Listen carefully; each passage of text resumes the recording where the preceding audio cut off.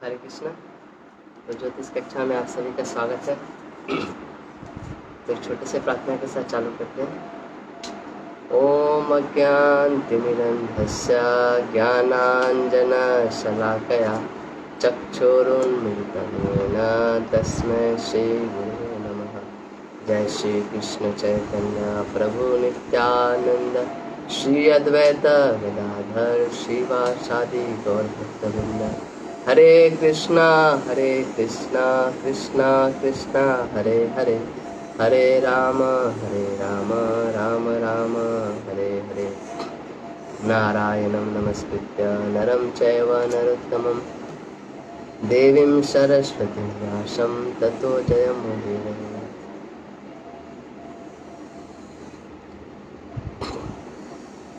तो आज हम लोग एरीज और मार्स के बारे में डिस्कस करेंगे। कल तक हमने कुंडली के बारे में जाना, कुंडली कैसे देखते हैं, क्या क्या चीज़ें होती है, क्या क्या चीज़ कंसीडर करना होता है कुंडली देखने के लिए।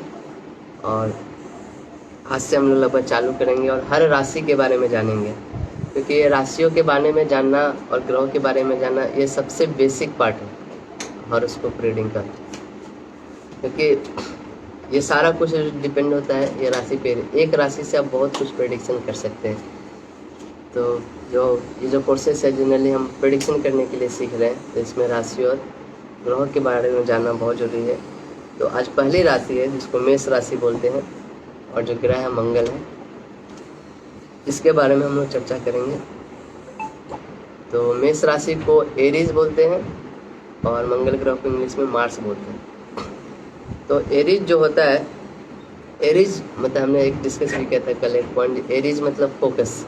जहाँ भी एरीज रहेगा, जहाँ भी मेष राशि रहेगी आपकी कुंडली में, आपके जीवन का फोकस उस जगह में रहेगा, उस घर में आपका पूरा जीवन का फोकस रहेगा। जैसे मान लीजिए कोई जेमिनी एसेंडेंट का है, जेमिनी लग्न का है, मिथुन राशि का है, मिथुन लग्न का है, तो उसका फोकस क्या चीज़ पे रहेगा? वो आदमी बोला है कि मैं दिखाऊंगा कि पैसे कैसे कमाने हैं, क्योंकि उसका एरीज कहाँ पड़ेगा? 11th हाउस में पड़ेगा। और 11th हाउस क्या चीज़ का होता है? गेंस का होता है, प्रॉफिट का होता है। उसी तरह कोई कर्क लग्न का होगा, कैंसर, वो बोला है कि वो प्रोफेशन, उसका जीवन का पूरा फोकस उसके प्रोफेशन पे रहेगा, उसके वर्क पे रहेगा। इसी तरह कोई मान लीजिए लियो लग्न का है, लियो लग्न का उसका जो फोकस रहेगा वो हमेशा धर्म के कार्यों पे रहेगा, बिकॉज उसका जो एरीज साइन होगा वो कहाँ पे होगा? 9वें घर में होगा। वैसे जहाँ पे भी एरीज रहेगा या मार्स रहेगा वहाँ पे आपका मैक्सिमम फोकस जाएगा। मार्स को कुछ मतलब नहीं है कि आप क्या करो, उसको सिर्फ रिजल्ट से मतलब होता है। उसको ये मतलब नहीं कि आप कैसा फील कर रहे हैं, आप ये चीज़ आपका बॉडी पेन कर रहा है कि नहीं, आपके पास समय है कि नहीं। उसको सिर्फ गोल दिखेगा और उसको गोल अचीव करना होता है, इतना ही उसको मतलब होता है। इसीलिए जिसके कुंडली में मार्स बहुत प्रोमिनेंट होता है वो बहुत ही फोकस्ड होते हैं। इसलिए स्टूडेंट लोग को बोला जाता है, जो भी विद्यार्थी होते हैं, पढ़ने वाले लोग होते हैं, उनको बोला जाता है कि उनको हनुमान चालीसा पढ़ना चाहिए। हनुमान चालीसा पढ़ने से बहुत, हनुमान जी लाइक मार्सियन, तो उससे बहुत ही फोकस मिलता है। और एक विद्यार्थी, पढ़ने वाले विद्यार्थी के लिए फोकस की बहुत ही ज़रूरत होती है। तो दूसरा था कि मार्स स्पीड कभी भी कांस्टेंट नहीं रहता है, वो एक स्पीड से जाते रहता है, अचानक ऊपर उठता है फिर नीचे गिरता है। जहाँ भी मार्स रहेगा, जिस भी घर में मार्स रहेगा, एरीज रहेगा, उस घर के जो सिग्निफिकेशंस होंगे वो कभी भी कांस्टेंट नहीं होंगे, वो हमेशा अप डाउन करते रहेगा। लाइक फॉर कैंसर असेंडेंट, उनका जो करियर होगा, जो प्रोफेशन होगा, उसमें हमेशा अप डाउन होते रहेगा, कभी ऊपर हो जाएंगे, कभी फिर नीचे आ जाएंगे, ऐसा। तो मार्स का ऐसे, मार्स आप देखेंगे Punjab side Mars also represent करता है रेड। जब किसी को गुस्सा आता है तो बोलते हैं ना, गुस्से में उसका आंख लाल हो जाता है, तो मार्स जो है वो रेड कलर को रिप्रेजेंट करता है। तो आप देखेंगे इवन पंजाब साइड में या पाकिस्तान साइड में लोग बहुत ही, उनका मार्शियन एनर्जी बहुत हाई रहता है। उनका शरीर देखेंगे, वो देखने में भी एकदम रेडिश ह्यू रहता है, शरीर का रेडिश कलर रहता है। तो because they have that those are like Mars prominent areas, ऐसे करके जिनके जिनके कुंडली में अगर मार्स बहुत अस्त हो गया या बहुत नीच का हो गया, वो देखेंगे वो अपने जीवन में ज़्यादा कुछ कर नहीं पाते, ज़्यादा कुछ एक्टिविटी या ज़्यादा कुछ एक्शन रिलेटेड चीज़ें कर नहीं पाते, क्योंकि मार्स होता है वो एनर्जी देता है। तो एनर्जी जब कम हो जाता है, उनके पास बड़े बड़े प्लान होंगे, बड़े बड़े आइडियाज होंगे, लेकिन उनको एक्शन में टर्न करने के लिए उनको प्रॉब्लम हो जाता है। तो मान लीजिए टॉरस असेंडेंट है, टॉरस असेंडेंट के लिए एरिस यहाँ पे जगह 12th हाउस में। 12th हाउस क्या चीज़ का होता है? एक्सपेंसेस का होता है। तो देखेंगे जो टॉरस असेंडेंट होते हैं वो बहुत एक्सपेंस करते हैं, बहुत ही खर्चे करते हैं अपने अपने फेस के ऊपर, अपने चेहरे के ऊपर। या फिर सपोज करिए टॉरस असेंडेंट के लिए चौथे घर का जो स्वामी है वो है 12वें घर में, तो अपने उसका जो एक्सपेंसेस होगा वो मदर के ऊपर बहुत एक्सपेंसेस होगा, क्योंकि चौथा घर क्या रिप्रेजेंट करता है? माँ को रिप्रेजेंट करता है। और माँ और चौथे घर का स्वामी कहाँ चला गया? 12वें घर में। 12वें घर क्या रिप्रेजेंट करता है? एक्सपेंसेस को रिप्रेजेंट करता है। तो बहुत ही अप डाउन होंगे उसके एक्सपेंसेस से, मदर के लिए जो एक्सपेंसेस होगा। दूसरा जो एरीज साइन जहाँ पे होता है वहाँ पे कुछ बिगिनिंग होता है, कुछ नया शुरुआत होता है वहाँ पे हमेशा, क्योंकि एरीज मतलब बिगिनिंग। आप देखोगे जो पहली राशि है कालचक्र की वो है एरीज, तो फर्स्ट राशि है, इसलिए उसका मतलब होता है बिगिनिंग। अब देखोगे जहाँ पे भी एरीज है वहाँ पे आप कुछ ना कुछ नया करोगे। जैसे आप देखोगे इंदिरा गांधी के he was the first in his profession, become the first lady prime minister of India. Jawaharlal Nehru, he was also first. तो we will see his Aries. His Aries was there in the 10th house, so that's why he became the first in that field.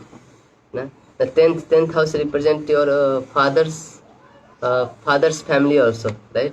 So you will be like first person in your father's family to do something new.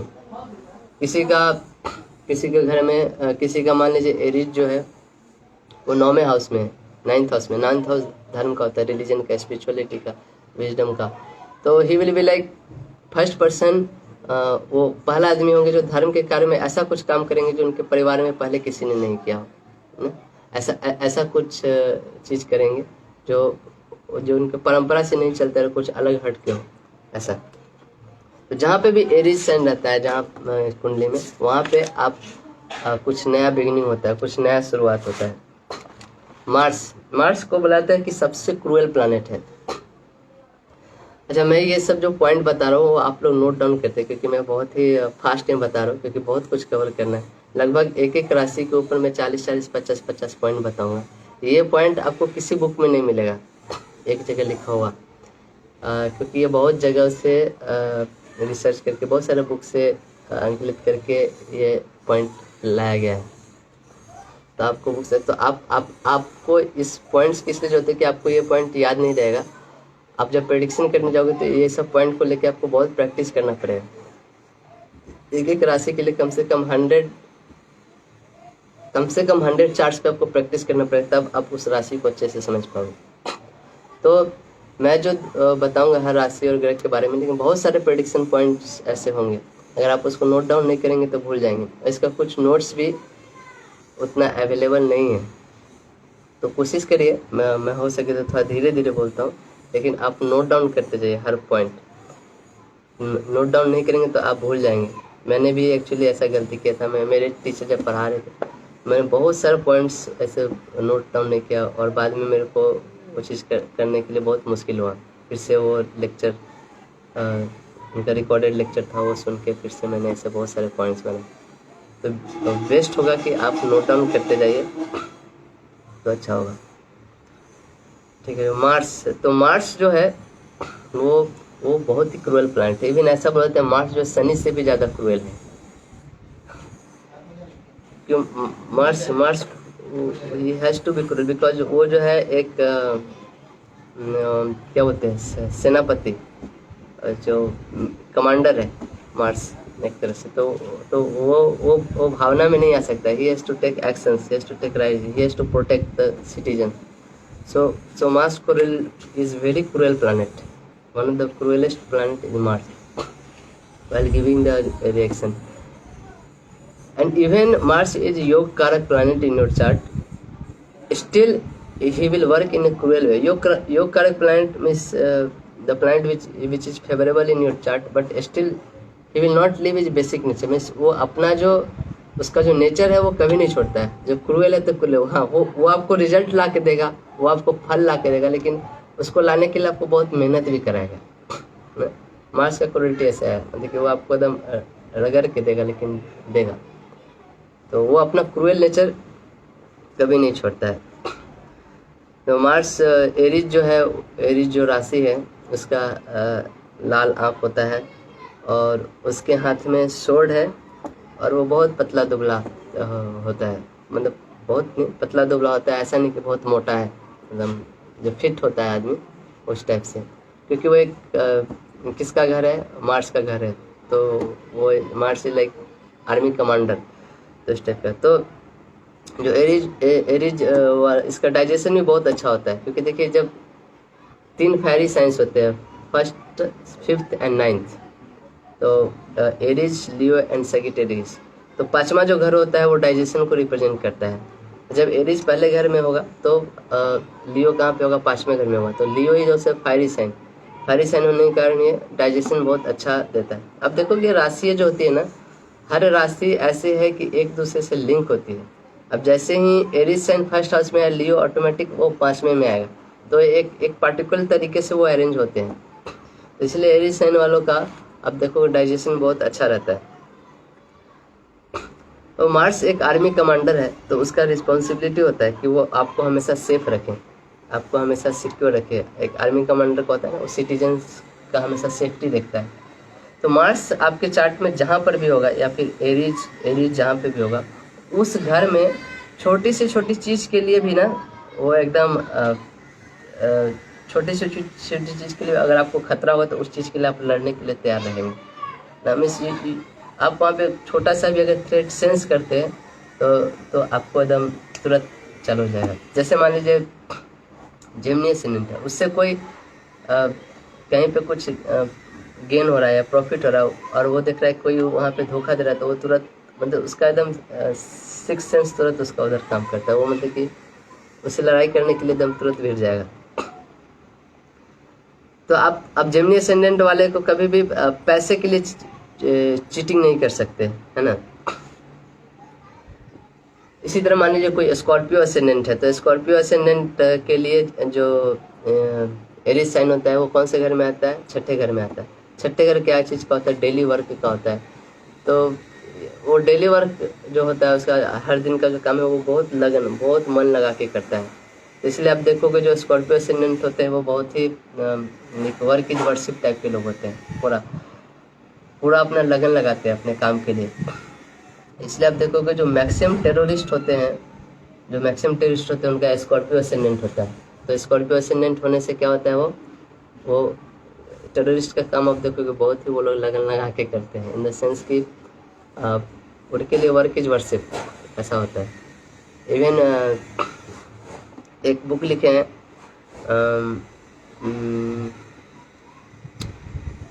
Exactly नाम मेरे को याद नहीं पड़ रहा है, मुझे लगता है एच.एन. कार्टवेसल का एक बुक है. उन्होंने फ्रीडम फाइटर्स के ऊपर एक बुक लिखे हैं. तो उसमें उन्होंने बुक में लिखा जो मैक्सिमम फ्रीडम फाइटर्स है उनका जो मार्शियन एनर्जी है वो बहुत ही हाई है, जो मंगल ग्रह का एनर्जी है वो बहुत ही हाई है, ऐसे करके.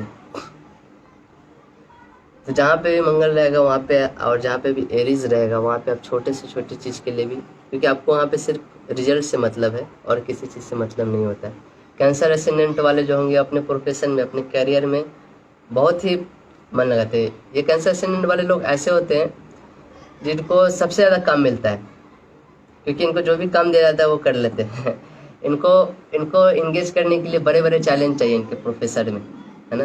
तभी इनको अच्छा लगता है, मज़ा लगता है. अगर चैलेंज नहीं हो इनको मज़ा नहीं लगेगा, क्योंकि मार्स जो है आर्मी कमांडर, उसको चैलेंज बहुत अच्छा लगता है. मार्स जो होता है वो बहुत ही हॉट प्लैनेट है, red is the colour of hot also. इसलिए पित्त का भी कारक होता है, एंगर का भी कारक होता है. तो पित्त का कारक होने से पित्त पित्त रिप्रेजेंट हॉट में से it's like temperature also, body temperature also. तो आप देखेंगे जो भी फीवर होता है, फीवर का कारण मार्स का भी एनर्जी, 3 कारण से एक्चुअली फीवर हो सकता है, 3 ग्रहों के कारण से। सन भी बहुत हॉट प्लैनेट है, मार्स एंड राहु, ये 3 ग्रह फीवर को देते हैं। अगर आपको फीवर है तो अगर आप इस 3 ग्रहों का रेमेडी करोगे तो आपका फीवर ठीक हो जाएगा। तो सन का जो है सन के लिए गेहूँ जो वीट होता है, और मार्स के लिए गुड़, जागरी जिसको बोलते हैं, वीट, गुड़ और मिलेट्स। ये 3 चीज़ अगर मान लीजिए किसी को फीवर हुआ है, ये 3 चीज़ आप जाके किसी टेम्पल में डोनेशन दो 3 दिन के लिए, शाम को 4 से 5 बजे के बीच में लगभग, क्योंकि ये समय ऐसा मार्स का समय है, मंगल का समय होता है शाम का 4 से 5 बजे तक। तो 4 से 5 बजे के बीच में ये 3 चीज़, गेहूँ, गुड़ और राहु का हो गया मिलेट्स। तो ये 3 चीज़ जो जिस बच्चे को मान लीजिए फीवर हुआ, इस बच्चे से टच करके आप मंदिर में डाल दो, तो आप देखो पहले दिन से उसका फीवर कम होने लगता है। ऐसा आप देखोगे, मैंने बहुत बार ऐसा देखा है बच्चे को। पहले के लोग भी ये प्रैक्टिस करते थे, जब किसी को फीवर होता था, कुछ बीमारी होता था, उससे दान उनका ये रिवाज रहता था। तो अब एरीज जो है, एरीज का नेचर देखिए, ये बहुत ही क्विक प्लैनेट है। ये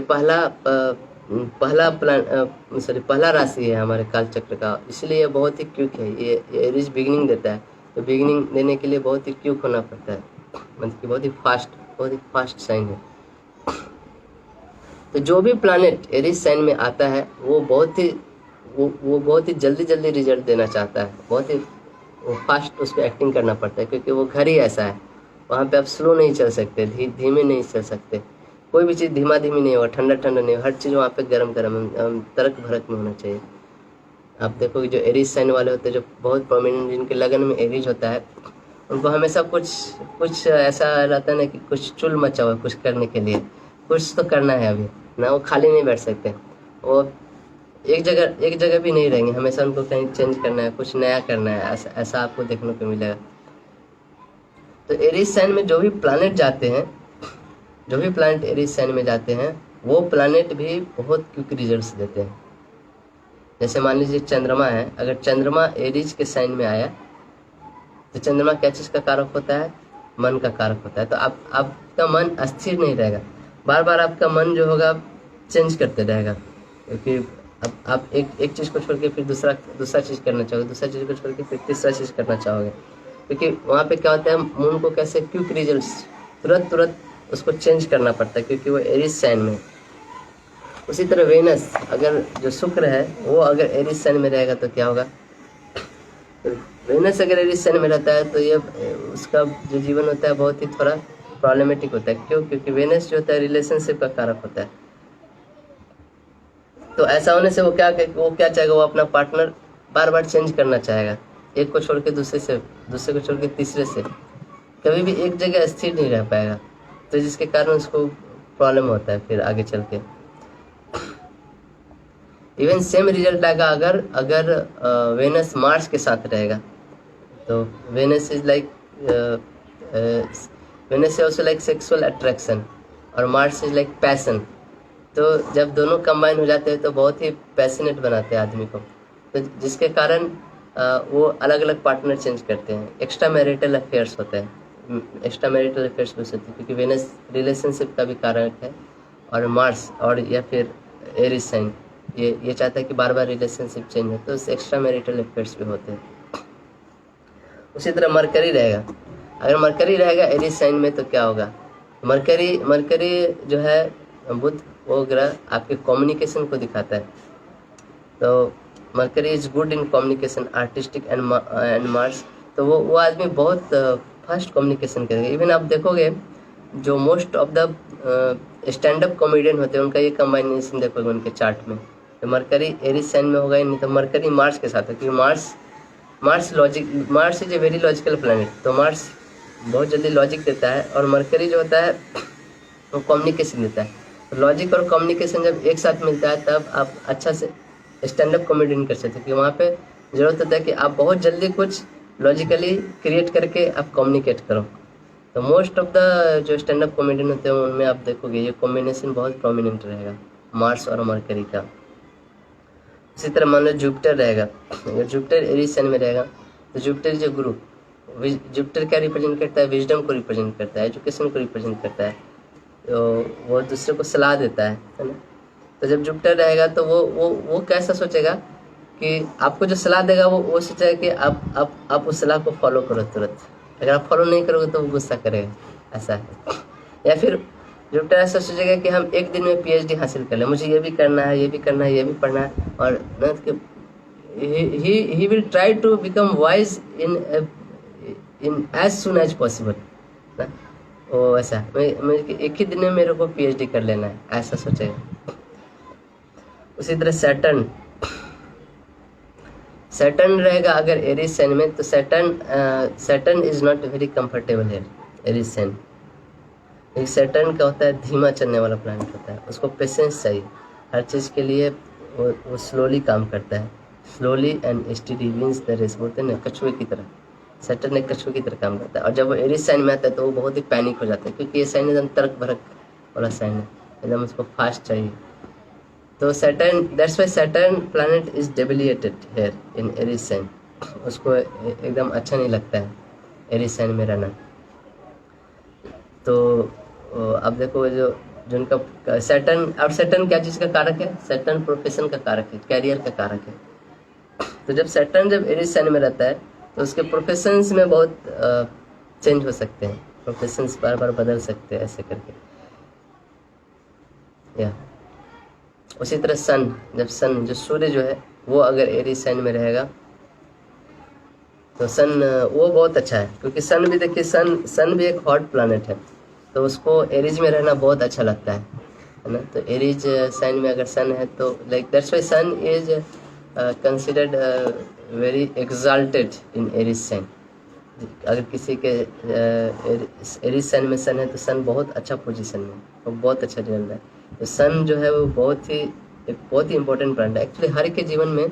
सन और जो मून है ना, हर के चार्ट में बहुत इंपॉर्टेंट रोल प्ले करते हैं, सूर्य और चंद्र। अगर सूर्य को सही करना है, तो सूर्य जो है वो आत्मकारक प्लैनेट होता है बाय डिफॉल्ट, तो आपके आत्मा को रिप्रेजेंट करता है। तो सन को, हर आदमी का जो सन है वो अच्छा होना चाहिए, क्योंकि जब आत्मा जब अच्छा रहेगा तो भी वो उसी का मैनिफेस्टेशन बाहर होगा। तो सभी को कोशिश करनी चाहिए कि सन को कैसे अच्छा करें। एक रेमेडी है सन को अच्छा करने के लिए कि एक one of the best remedy I prefer, और one of the very easy remedy anybody can do, कि आप सूर्य को हर दिन जल चढ़ाइए। अर्घ बोलते हैं ना, सूर्य, जब भी आप सुबह स्नान कर जाए, सूर्य को जब देखते हैं, सुबह सुबह उठ के सूर्य को जल देते हैं, तो आपका सूर्य बहुत अच्छा होता है। तो सन के लिए जो एरीज है वो बहुत ही अच्छा साइन है, सन एंड मून। और सन को अच्छा लगता है एरीज से। एरीज क्या है, पहला घर है हमारा, ठीक है, और सन क्या है, किंग है, राजा है, और Aries is like a throne for the king. तो वहाँ पे आके उसको बैठना बहुत अच्छा, उसको एकदम राजत्व का एकदम फीलिंग आता है, ये ना पहला घर में बैठा हुआ और सब मेरे साथ है, तो कैसा चल रहा है, ऐसे उसको बहुत ही अच्छा लगता है। इसका जाता है राहु। राहु जो प्लैनेट है वो भी एरीज साइन में अच्छा रिजल्ट देता है, क्योंकि राहुल भी बहुत बूस्टअप और बहुत ही एनर्जी वाला प्लैनेट है। वो राहु जहाँ भी रहता है वो चीज़ों को amplify, Rahu is like a mirror actually, क्या बोलेंगे, दर्पण, शीशे की तरह होता है। कोई भी चीज़ को होता है ना, उसको एम्प्लीफाई करके रिजल्ट करता है, उसको बड़ा करके देता है, जहाँ भी राहु रहता है। तो राहु को भी ये साइन बहुत अच्छा रहता है, कि राहु भी बहुत एक एनर्जेटिक प्लैनेट है। तो अगर राहु या एक चीज़ और है, राहु जहाँ पे अगर रहता है, राहु के बारे में बता रहे, जिस भी प्लैनेट के साथ रहता है, अगर राहु एरीज साइन में है ना, तो वो बहुत एक तरह से निगेटिव भी है, एक तरह से पॉजिटिव भी है। क्यों? क्योंकि आदमी बहुत ज़्यादा एक्टिव हो जाता है वहाँ पे। अगर एक्टिव होने से वो एक्सीडेंट का कारक भी होता है। मान लीजिए आपके जहाँ पे ड्राइविंग स्किल्स है, वहाँ पे राहु और एरीज साइन में आ गए, तो आप बहुत ही रैश ड्राइविंग करोगे, बहुत ही फास्ट ड्राइविंग करोगे, जिसके कारण एक्सीडेंट होने के बहुत चांसेस हैं। राहु राहु के साथ अगर कोई प्लैनेट बहुत क्लोज कंजक्शन में है, बहुत ही नज़दीक है, तो उससे ट्यूमर्स कैंसर ये सब बीमारी होने का बहुत चांसेस रहता है। क्योंकि राहु क्या होता है, चीज़ें एम्पलीफाई कर देता है। मान लीजिए वो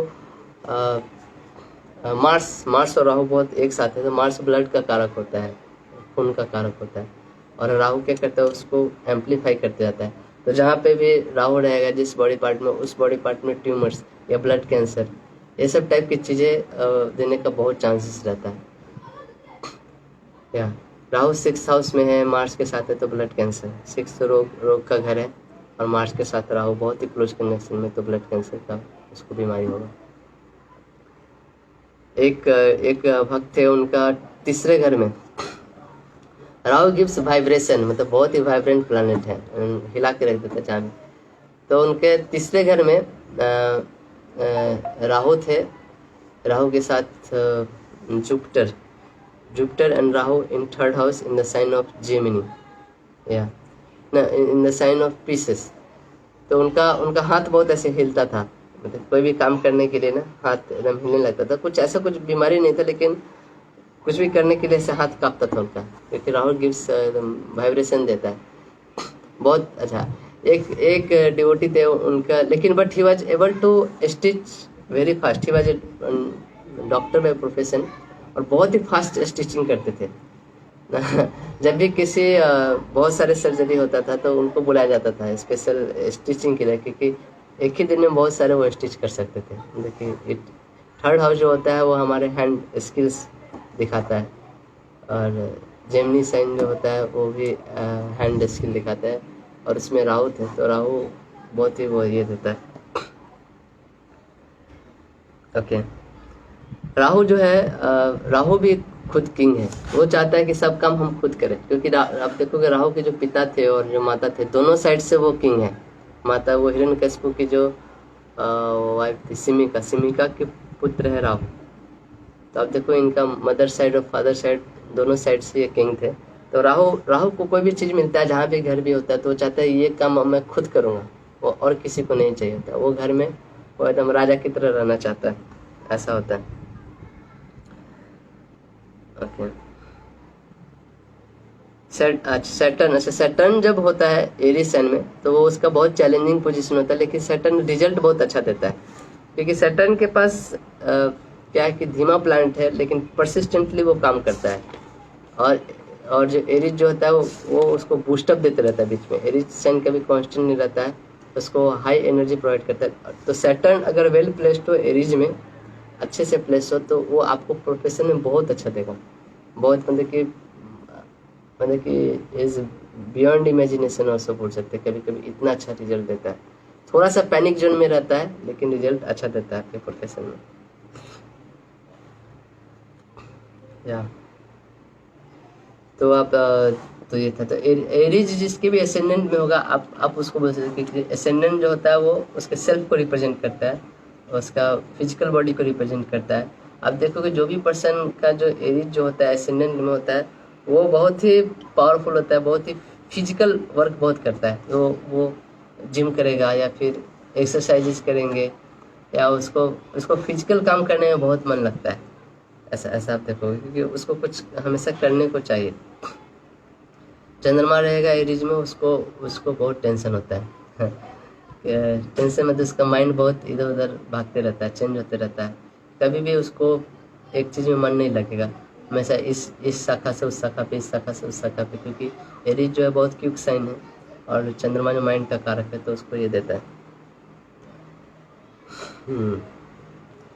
आज हम जो आपके चार्ट में जहाँ पे मार्स रहेगा, मंगल ग्रह रहेगा, वहाँ पे आप बहुत ही क्विकली काम करोगे, क्योंकि क्विकनेस भी एक कैरेक्टरिस्टिक्स है मार्स का। तो क्या करता है, कोई भी काम चालू करता है बहुत जल्दी, नया काम में चालू करता है, लेकिन बीच में ही छोड़ के चला जाता है, क्योंकि उसको फिर से दूसरा कुछ चेंज चाहिए।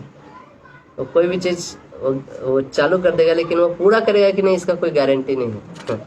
मार्स का एक नेचर होता है। अब देखोगे ऐसे, अब देखो जिनके चार्ट में मार्स बहुत प्रोमिनेंट है, उनमें आप ये करेक्टरिस्टिक्स ऑब्जर्व करो, हाँ ये करना है, कल कुछ हो गया, उनके लाइफ में कभी सिस्टमेटिक चीज़ नहीं रहेगी, है ना।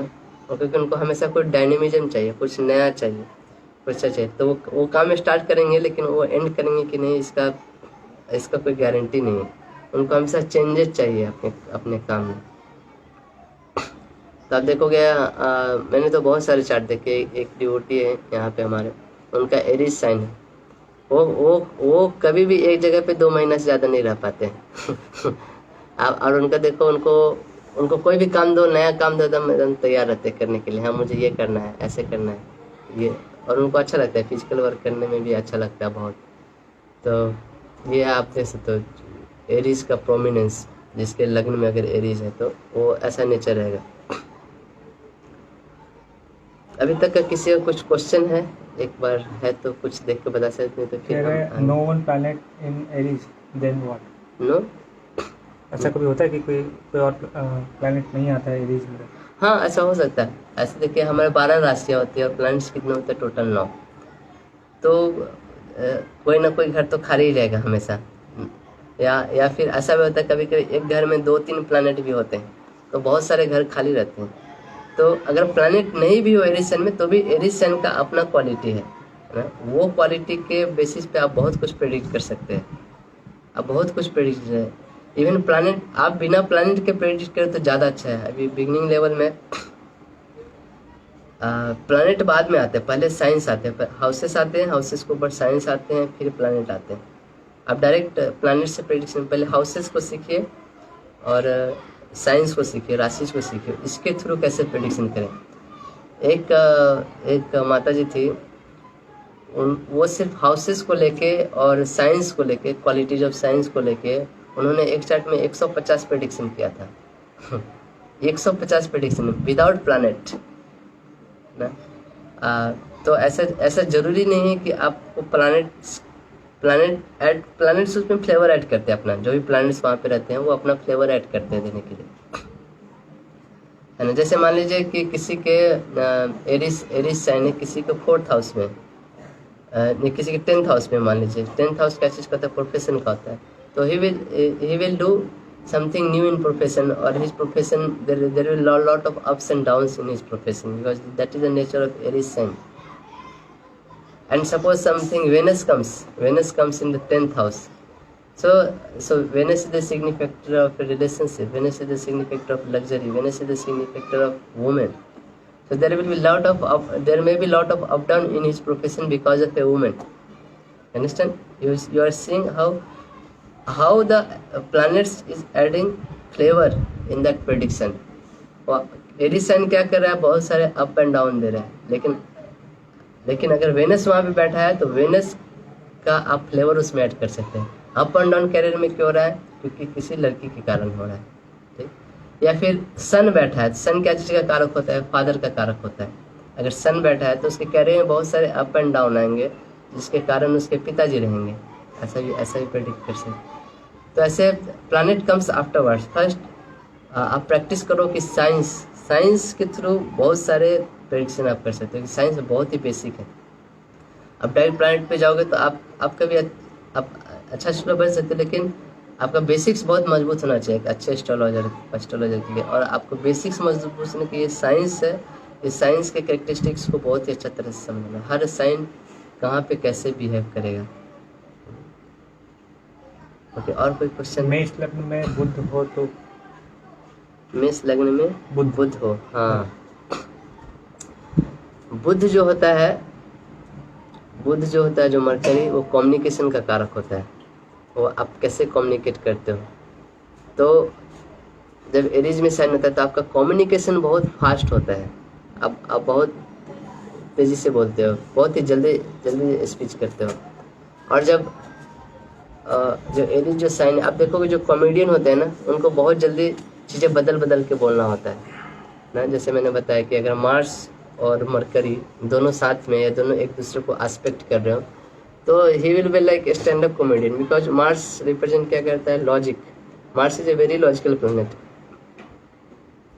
क्योंकि वो बहुत लॉजिक से काम करता है, क्योंकि उसको गोल से मतलब रहता है, वो अपना लॉजिक, हर चीज़ में वो लॉजिक लगाता है। तो जब मार्स और मरकरी होता है तो Mars gives you logic and mercury gives you communication skills. जब दोनों मिल जाते हैं तो आप एक स्टैंड अप कॉमेडियन बन सकते हो। अब आप स्टैंड अप कॉमेडियन नहीं भी है तो भी लेकिन तो भी उसके जीवन में आपको देखने को मिलेगा, वो उसके साथ कन्वर्सेशन करोगे तो वो बहुत चीज़ें कुछ लॉजिकली बना के तुरंत आपको रिप्लाई कर सकता है। समझे? एक बच्चा था, छोटा बच्चा ना, महज 7 साल का, 6-7 साल का, वो कभी कभी बात करते करते ऐसा कुछ अचानक बोल देता था कि सब कोई स्तब्ध रह जाता था, मतलब आउट ऑफ द बॉक्स ही कुछ बोल देता था। तो उसके में ये कॉम्बिनेशन था उसके चार्ट में है ना। सब जिस जनरल रूट से बात करते हैं, हर बच्चा सोचता है ना, अब ये हुआ तो अब ऐसे करना है, ऐसे, वो उसका सोचने का तरीका आउट ऑफ बॉक्स रहता था हमेशा, जो कि कोई एक्सपेक्ट नहीं कर सकता है। तो ये कॉम्बिनेशन मार्स और मरकरी के कहलाता है। फिर मरकरी जो है, बुध जो है, वो एरिस साइन में, वो बहुत क्यूकनेस देता है कम्युनिकेशन में। ओके, और कोई क्वेश्चन? हर प्लैनेट का के आने का टाइम राशि में फिक्स रहता है क्या, ऐसा क्वेश्चन है? आने का टाइम? हाँ हाँ, देखिए, एक हर राशि चक्र का अपना एक स्पीड होता है जिससे वो घूम रहा है, और हर प्लैनेट उस राशि चक्र में एक स्पीड से घूमता है। तो हर प्लैनेट का स्पीड अलग अलग होता है। जैसे जो सूरज होता है, एक राशि में लगभग 1 महीने तक रहता है। 1 महीने बाद वो फिर दूसरे राशि में जाता है। ऐसे 1-1 डिग्री हर दिन वो एक राशि में ट्रैवल करता है। तो टोटल 30 डिग्री को ट्रैवल करने में 30 दिन लगभग लग जाते हैं। तो सैटर्न जो होता है उसको एक राशि कवर करने में 2.5 साल लग जाते हैं लगभग। जो जुपिटर होता है उसको लगभग 11.8 ऐसे कुछ मंथ लग जाते हैं उसको एक राशि कवर करने। तो हर प्लैनेट का अलग अलग स्पीड होने के कारण अलग अलग स्पीड से वो राशि में घूमते रहते हैं। तो इसी तरह घूम के वो अपना, तो आने का टाइम आप कैलकुलेट कर सकते हैं उनका स्पीड से, स्पीड, एंगुलर स्पीड जो भी है वो निकाल के।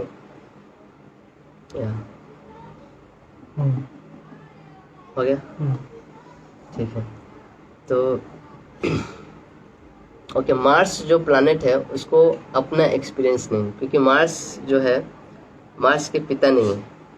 जो मार्स जो प्लैनेट का जो जन्म हुआ था उसके पिता नहीं थे, तो ही लैक दैट एक्सपीरियंस। उसके पास एक्सपीरियंस की कमी, क्योंकि बचपन से वो जो फादर जो होता है लॉट ऑफ एक्सपीरियंस शेयर करता है अपने सन के साथ, या फिर उसको एक अच्छे तरह से ट्रेनिंग देता है, उसको जीवन का जो लेसन्स होता है उसको सिखाते हैं, उसको रिस्पॉन्सिबिलिटी देते हैं। तो मार्स के पिता नहीं, तो उसको एक्सपीरियंस की बहुत लैक है। तो वो कभी कभी उटपटांग चीज़ें करता है, अचानक वाली चीज़ें करता है, हमको ये करना है वो करना है ऐसे। तो जब मार्स और जब सैटर्न दोनों का कम्बिनेशन मिलता है तो ये बहुत अच्छा रिजल्ट भी देते हैं। जो सैटर्न होता है थोड़ा पैनिक जोन में होता है, लेकिन रिजल्ट बहुत अच्छा देता है, क्योंकि मार्स के साथ सैटर्न जो है वो सबसे एक्सपीरियंस्ड प्लैनेट है। सबसे ज़्यादा एक्सपीरियंस सैटर्न रहता है। आप देखोगे, इसलिए सैटर्न जो कारक है वो ओल्ड पीपल का कारक होता है, पुराने लोगों का। तो पुराने लोगों के पास बहुत ही विजडम होता है, क्योंकि वो जीवन के हर एक पहलू से गुजरे होते हैं, उनके जीवन में बहुत सारे एक्सपीरियंसेस लेके चलते हैं। तो जब वो कोई बात बोलते हैं तो उसका बहुत ही वेट होता है। तो इसलिए जो मार्स है उसके पास लॉजिक है, और इसके साथ जब सैटर्न आ जाता है जो कि एक विजडम होता है, उसका विजडम या फिर उसका जो एक्सपीरियंस बोल सकते हैं, ये दोनों जब एक्सपीरियंस मिल जाता है मार्स के साथ, लॉजिक के साथ, तो फिर वो बहुत अच्छा रिजल्ट देता है। तो मार्स सैटर्न, अब मैंने जो बताया था कि फ्रीडम फाइटर का जो बुक्स लिखा है उसमें आप देखोगे most of the freedom fighters के इसमें मार्स और सैटर्न कम्बिनेशन आपको देखने को मिलेगा, मार्स एंड सैटर्न। क्योंकि फ्रीडम फाइटर्स लोग बहुत ही वर्कोहोलिक होते हैं। जो सैटर्न होता है उसको और मार्स क्या होता है, फाइटिंग को रिप्रेजेंट करता है, ब्लड को रिप्रेजेंट करता है, लॉजिक, एनर्जी, जहाँ पे ये सब चीज़ें आती है वो मार्स रिप्रेजेंट करता है। तो इसलिए फ्रीडम फाइटर्स के इसमें आप मार्स और सैटर्न का भी कॉम्बिनेशन बहुत ही प्रोमिनेंटली आपको देखने को मिलेगा।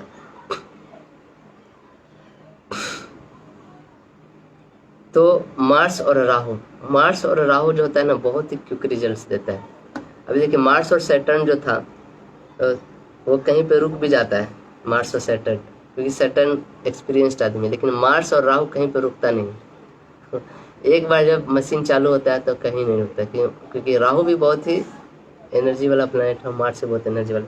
इसलिए मार्स और राहु का जो कॉम्बिनेशन है वो उतना अच्छा नहीं माना जाता जितना अच्छा मार्स और सैटर्न का माना जाता है, क्योंकि मार्स और राहु जो कॉम्बिनेशन है वो कभी कभी एक्सीडेंट भी देते हैं। ना आपका गाड़ी चालू हो गया तो फिर वो इतना रैश ड्राइविंग करेगा, उसको एक्सीडेंट हो जाएगा। मार्स राहु कॉम्बिनेशन कहीं पे भी देखें तो एक्सीडेंट का वहाँ पे आप प्रेडिक्शन कर सकते हैं। तो क्योंकि सैटर्न को मालूम है कि अभी अभी ये चीज़ आया है और अभी हमें यहाँ पे रुक जाना है, फिर जब मौका आएगा फिर से चालू करना है। लेकिन राहु राहु वो चीज़ नहीं देखता है, बस अभी करना है तो करना है चाहे कुछ भी हो, तो इसलिए वो उतना अच्छा नहीं माना जाता है।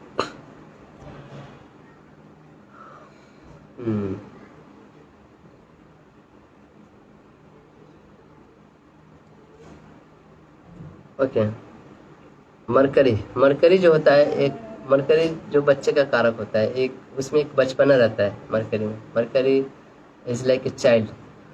तो मरकरी बहुत जल्दी इन्फ्लुएंस होता है, जिसके साथ रहता है उसके द्वारा वो इन्फ्लुएंस हो जाता है तुरंत, क्योंकि बच्चे लोग को किसी चीज़ के लिए इन्फ्लुएंस करना बहुत ईजी रहता है। तो इसलिए देखेंगे हमारे चार्ट में कुछ प्लैनेट बेनिफिक होते हैं, कुछ प्लैनेट मैलेफिक होते हैं, कुछ प्लैनेट क्रूर होते हैं और कुछ प्लैनेट बहुत ही सौम्य होते हैं जो अच्छा रिजल्ट देते हैं। तो मार्स को क्रूर प्लैनेट बोला जाता है। क्रूर प्लैनेट कौन कौन से हुए? मार्स हो गया, आपका सन हो गया, मार्स, सन, सैटर्न, राहु, केतु, ये लोग क्रूर प्लैनेट हो गए। और बेनिफिक प्लैनेट कौन से हो गए? जुपिटर, वेनस, मून, ये लोग बेनिफिक प्लैनेट हो गए। वेनस भी बेनिफिक प्लैनेट है। क्रूर प्लैनेट में कौन कौन से? मार्स, सैटर्न, सन, राहु, केतु।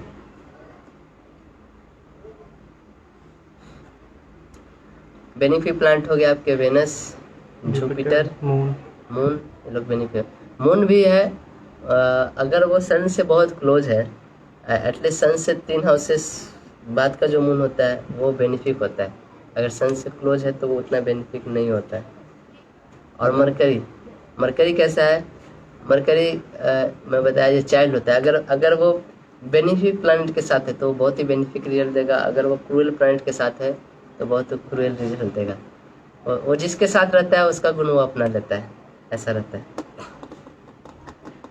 ओके, कह रहे मार्स, जुपिटर और राहु हाँ, 10th घर में है तो क्या होगा? मार्स, जुपिटर और राहु तब को देखना पड़ेगा। अभी अभी आप इस तीनों को मिला के कॉम्बिनेशन देखें। आप डायरेक्टली पहले ग्रहों पे मत जाइए, पहले आप प्रेडिक्शन करना सीखिए राशि से। ग्रह जो होते हैं उसमें फ्लेवर ऐड करते हैं, ऐसा भी समझ सकते हैं ना। धीरे धीरे आपको, आप जब सब ग्रह पढ़ लेंगे तब ये चीज़ आप सीखेंगे आगे चल के। अभी मैं सिर्फ मार्स के बारे में बता रहा हूँ। जुपिटर देखिए, जुपिटर भी बहुत विजडम का प्लैनेट होता है, गुरु होता है, टीचर होता है, धर्म कारक होता है। और जो मार्स होता है वो पैशन का कारक होता है, आपका एनर्जी देता है। और कौन सा है? राहु भी किंग है। वो चीज़ें को एम्पलीफाई करके देता है, वो चीज़ों को, वो मान लीजिए आप उसको 1 दिखाएंगे तो वो आपको 11 दिखाएगा। देखिए वो बहुत मल्टीप्लाई कर देता है, उसको एम्पलीफाई कर देता है। इसलिए राहु से ट्यूमर होता है। कहीं पे छोटा सा टिश्यू है, उस टिश्यू को बहुत मल्टीप्लाई कर देता है, जिसके कारण ट्यूमर हो जाता है ऐसे। तो राहु और सन के लिए 10वां घर बहुत अच्छा है, क्योंकि 10वां हमारे करियर को दर्शाता है, प्रोफेशन। राहु के लिए बहुत ही अच्छा है 10वां घर में होना। सन के लिए बहुत अच्छा है। जुपिटर आप देख सकते, जुपिटर क्या चीज़ का होता है? गुरु का काम करता है। तो हो सकता है जुपिटर जो हो वो टीचर का काम, जो 10वें घर करियर है, और जुपिटर जो है गुरु है, धर्म का रक्षा करता है और देवताओं का गुरु है। तो हो सकता है जो 10th हाउस में जुपिटर हो, वो हो सकता है किसी न किसी को टीचिंग का काम करता हो, पढ़ाने का काम करता हो, या जुपिटर का एस्पेक्ट होगा 10वें घर पे ऐसे।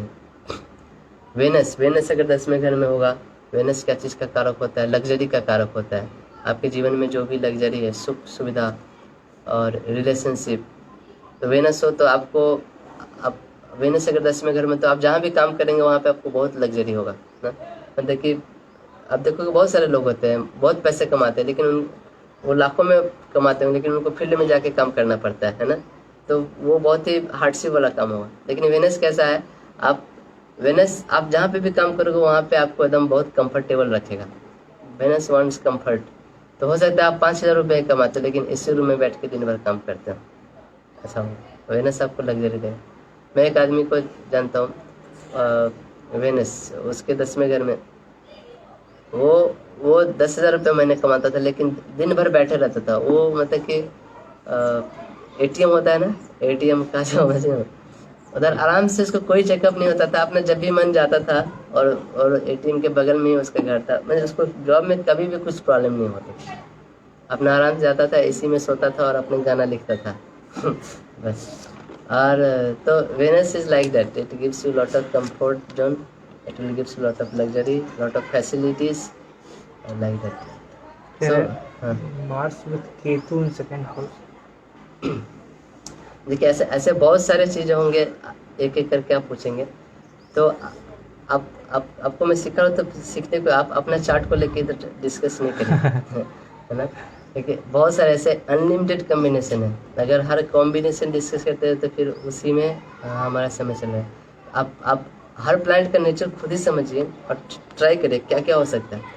ज़रूरी नहीं है कि आप एक ही दिन में आप ना बन जाएंगे ना, आज भर्ती कल चक्रवर्ती, ऐसा नहीं होता है ना। मैं जैसे ये कॉम्बिनेशन हो गया मतलब जुपिटर और मार्स का, जुपिटर इन एरीज का ना, वो एक ही दिन में पीएचडी करते देना चाहता है ना क्योंकि Aries is very quick sign and Jupiter is the sign of wisdom learning, तो वो चाहता है एक ही दिन में सब कुछ सीख ले। तो आप धीरे धीरे चालू करो, आप खुद से सोचो कि क्या हो सकता है। आप बहुत सारे गलती करोगे और इसमें कुछ फिर उसको सुधारो, फिर दूसरे चार्ट में देखो, तीसरे चार्ट में देखो, चौथे चार्ट में देखो। और जब आप इसके थ्रू जो एक्सपीरियंस लोगे ना, वो आपका अपना एक्सपीरियंस होगा। आपको मैं बोल भी दूँ लेकिन आपको वो कॉन्फिडेंस नहीं होगा, क्योंकि ये प्रैक्टिस से आता है। बहुत सारी चीज़ें आपको, जैसे क्रिकेट होता है, हम आपको क्रिकेट के बारे में सारा नॉलेज दे सकते हैं, लेकिन जब तक आप खुद बैट बॉल लेकर उतरोगे नहीं, जब तक वो एक्सपीरियंस नहीं करोगे कि कैसे शॉट मारा जाता है, कैसे फील्डिंग के, कैसे कैच किया जाता है, आप वो चीज़ एग्जैक्ट रूप से नहीं पकड़ सकते। तो आपको गलती होगी, लेकिन गलती करते करते ही आप अच्छे सीखेंगे, है ना।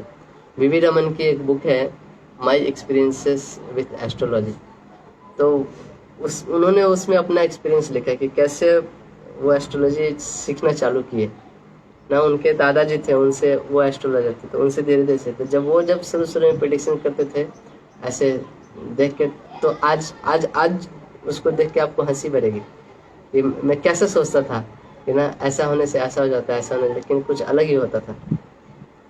तो that's what the learning means आप गलती करते हो फिर सीखते हो, फिर गलती करते फिर सीखते हो, फिर आप सोचते हो ऐसा नहीं हो सकता, ऐसा होता है, फिर आप कुछ अगला गलती करते, फिर आप सोचते हो ओके ऐसा नहीं हो सकता है, ऐसा होगा।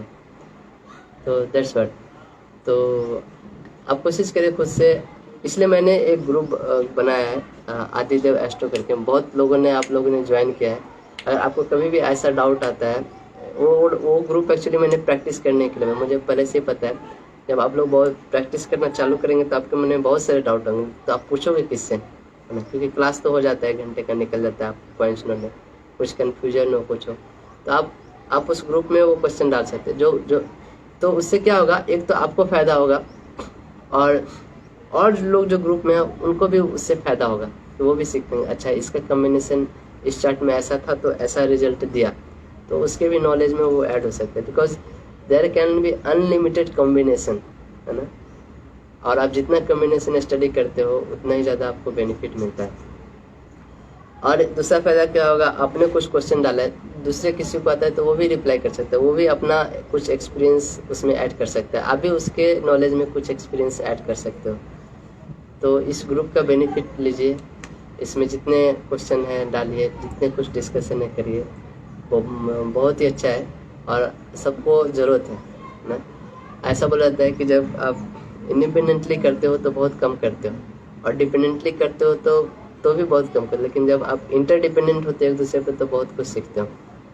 तो एस्ट्रोलॉजी सब्जेक्ट भी एक ऐसा ही है, ये एक रिसर्च का सब्जेक्ट है ना, इसलिए बोलते हैं ना एस्ट्रोलॉजी का कोई अंत नहीं है, क्योंकि आप जितना रिसर्च करते जाओगे उतने ही मोती आप समुद्र से बाहर निकालते जाओगे। तो यही है कि आप लोग इसका बेनिफिट लीजिए और इसको अच्छा से यूज करिए, तो आप लोग सीखेंगे। तो जो क्रूएल प्लैनेट होते हैं वो आपको मैंने ऐसे बताया बेनिफिक प्लैनेट और क्रूएल प्लैनेट। तो जो क्रूएल प्लैनेट होते हैं ना, वो आप ऐसा नहीं कि वो एक्चुअली कोई भी ग्रह क्रूएल नहीं होता है, लेकिन उनके देने का तरीका बहुत अलग होता है। जैसे क्रूएल प्लैनेट होंगे, आप देखेंगे हर हाउसेस में कुछ लिविंग चीज़ें होती है, कुछ नॉन लिविंग चीज़ें होती हैं। तो जो क्रूएल प्लैनेट होते हैं ना, आपके लिविंग चीज़ों को ख़त्म कर देते हैं और नॉन लिविंग थिंग्स को बहुत बढ़ा देते हैं। जैसे मान लीजिए सेकंड हाउस में हम क्या क्या देखते हैं, फैमिली देखते हैं, वेल्थ देखते हैं, है ना। तो अगर कोई क्रूएल प्लैनेट्स वहाँ पे होगा तो वो आपके फैमिली को बहुत घटा देगा। Family is a living thing, लेकिन आपके वेल्थ को बहुत बढ़ा देगा। ऐसे क्रूएल प्लैनेट ऐसे काम करते हैं। वही बेनिफिक प्लैनेट जो होंगे वो क्या करेंगे, आपके लिविंग थिंग्स को बढ़ा देंगे और नॉन लिविंग थिंग्स को घटा देते हैं। कोई बेनिफिक प्लैनेट अगर सेकंड हाउस में हो तो आपके फैमिली को बहुत अच्छा, आपके फैमिली के बीच में बहुत अच्छा रिलेशन रहेगा ऐसे, लेकिन आपका वेल्थ कम हो जाएगा ऐसे। जैसे मान लीजिए नाइन्थ हाउस में कोई बेनिफिक प्लैनेट हो तो आपका टीचर्स के साथ, आपके गुरु के साथ बहुत अच्छा रिलेशनशिप है। मान लीजिए वेनस है 10th हाउस में, तो आपके टीचर के साथ, गुरु के साथ बहुत अच्छा रिलेशनशिप रहेगा, क्योंकि Venus is a benefic planet और Venus is a karaka for relationship also. वही अगर क्रूएल प्लैनेट रहेगा मान लीजिए 9th हाउस में, तो 9th हाउस सोज ट्रेवल्स ऑल्सो, तो आपको ट्रेवल्स के समय कुछ प्रॉब्लम हो सकता है ऐसे। वो आपके ऐसा मतलब ऐसा समझिए ओवरऑल कि जो भी बेनिफिक प्लैनेट होगा वो लिविंग थिंग्स को बढ़ाएगा और नॉन लिविंग थिंग्स को घटाएगा। क्रूएल प्लैनेट होगा वो नॉन लिविंग थिंग्स को बढ़ाएगा और लिविंग थिंग्स को घटाएगा। ओके, तो मार्स जो है, मार्स भी एक क्रूएल प्लैनेट में आता है। तो मार्स रिप्रेजेंट करता है फायर को। जो भी फायरी चीज़ है, जहाँ पे भी फायर का काम होता है, वो सब जगह मार्स रिप्रेजेंट करता है। जैसे मान लीजिए कोई ब्लैक स्मिथ होता है, ब्लैक स्मिथ जो लोहे का काम करता है, तो वो जगह मार्स रिप्रेजेंट करता है। कोई रेस्टोरेंट होता है जहाँ पे खाना पकता है, वो जगह मार्स रिप्रेजेंट करता है। क्रीमेशन ग्राउंड हुआ, कोई फैक्ट्री हुआ, फैक्ट्री में देखिए बहुत सारे इलेक्ट्रिसिटी, ये सब चीज़ का काम होता है। जो भी चीज़ें क्रीमेशन में वो जलाते हैं, क्या बोलते हैं, लकड़ी जलाते हैं, और या फिर लाश को जलाते हैं, या फिर पावर ग्रिड जहाँ पे एनर्जी जनरेट होता है। वो हर जगह जहाँ पे एनर्जी जनरेट होता है, जहाँ पे फायर तत्व जहाँ पे है, क्योंकि मार्स जो है फायरी प्लैनेट है और एरीज भी एक फायरी साइन है। वो सारे जगह, वो सारे चीज़ मार्स रिप्रेजेंट करते हैं, है ना। अगर मान लीजिए मार्स और सैटर्न है, मार्स और सैटर्न 4th हाउस में, तो आपके घर के बगल में जरूर कोई ना कोई फैक्ट्री होगी या इंडस्ट्री होगी। क्यों? क्योंकि चौथा जो घर होता है वो आपके होम को दिखाता है, आपके हाउस को दिखाता है, और मार्स और सैटर्न वहाँ पे हैं। तो मार्स फैक्ट्री में आप देखोगे ये सब चीज़ का काम होता है, आग का, इलेक्ट्रिसिटी का, और बहुत ही सैटर्न दिखाता है बहुत सारे लोग जहाँ पे काम करते हो, वर्क को दर्शाता है सैटर्न। और मार्स और अगर सैटर्न अगर आपके 4th हाउस में, घर के बगल में जरूर कोई ना कोई इंडस्ट्री होगा जहाँ पे बहुत सारे लोग आके काम करते हैं, या कोई फैक्ट्री होगा, या सिर्फ मार्स होगा तो घर के बगल में हो सकता है कुछ रेस्टोरेंट हो या कोई फायर प्लेस हो ना। एक छोटा से छोटा भी हो सकता है और बड़ा से बड़ा इंडस्ट्री भी हो सकता है। तो ऐसे चीज़ें होंगे। अगर मार्स अगर 12वें घर में है, 12वें घर में है तो घर के बगल में हो सकता है आपका हॉस्पिटल हो, या कोई क्रीमेशन ग्राउंड हो, या मेडिकल शॉप हो। क्योंकि 12वां जो घर होता है वो ऐसा जगह रिप्रेजेंट करता है जो कि लोनली प्लेस रिप्रेजेंट करता है। जैसे आश्रम लोनली प्लेस होता है, फॉरेस्ट, या फिर जेल, या फिर क्रीमेशन ग्राउंड, या फिर हॉस्पिटल्स, ये सब बहुत ही लोनली प्लेस होते हैं। तो अगर चौथे घर का जो स्वामी है वो 12वें घर में चला गया तो वो मतलब कि लोनली जगह दर्शा सकता है।